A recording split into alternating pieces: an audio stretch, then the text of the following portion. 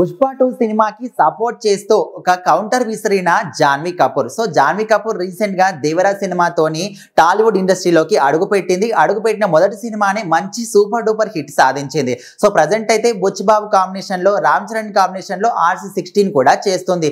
So ఈ క్రమంలోనే ఇప్పుడు పుష్ప 2 సినిమా అనేది వరల్డ్ వైడ్ గా ఎంత భారీ విజయం సాధిస్తూ ముందుకెళ్తుంది, ఎంత భారీగా రిలీజ్ అయిందో అందరికీ కూడా తెలిసిందే.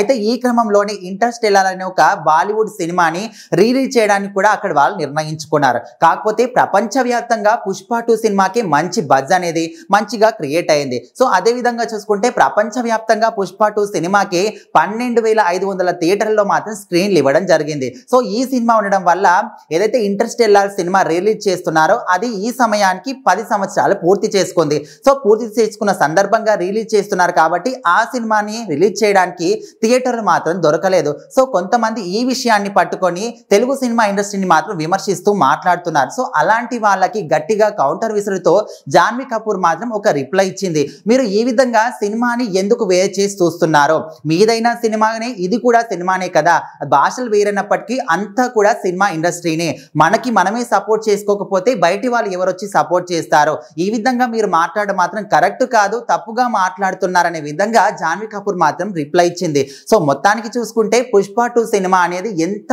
భారీగా వరల్డ్ వైడ్ గా ఎంత మంచి క్రేజ్ సంపాదించుకుందో అందరికీ తెలిసిందే. ఎందుకంటే పుష్ప పార్ట్ 1 చూసిన తర్వాత ఓన్లీ మన 2 తెలుగు రాష్ట్రాలనే కాకుండా Hindi side, Bollywood, north side అయితే ఇంకా ఎక్కువగా పుష్ప సినిమాకి అట్రాక్ట్ అయ్యారు. అందుకోసమని పుష్ప 2 సినిమా కోసం ఇంకా ఎక్కువగా భారీగా అంచనాలు పెట్టుకొని ఎదురు చూస్తున్న వాళ్ళందరికీ కూడా పుష్ప 2 వచ్చిన తర్వాత అందరూ అసలు ఎంత ఆశగా సినిమా చూస్తున్నారంటే, చూసిన తర్వాత కూడా ప్రతి ఒక్క సీన్ కూడా గూస్ బంప్స్ తెప్పించే విధంగా ఉంది.